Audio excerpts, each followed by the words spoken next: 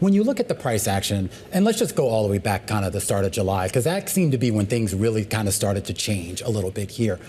What is changing, or what are investors trying to reprice? I think investors are trying to reprice the Fed and their reaction function. And I think the Fed has done a relatively poor job of advancing the story. So what happened here, I think, is that the economy is definitely getting weaker in spots. I heard you before. Parts are okay, parts are not. And the parts that are not, I think it requires a calibration of Fed funds rate away from being very restrictive.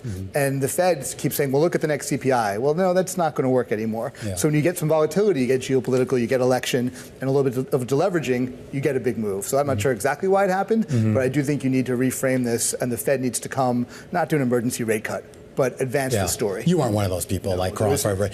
You don't go from, I'm not going to do it. That was not emergency rate cut territory, thank goodness. I am curious, though, about whether the Fed has lost the narrative, because it seems like during this sort of 1 year plus pause, they kind of did have control of the narrative. I know there was some pushback to the market, but that was always short-lived, a day or two. This seems different.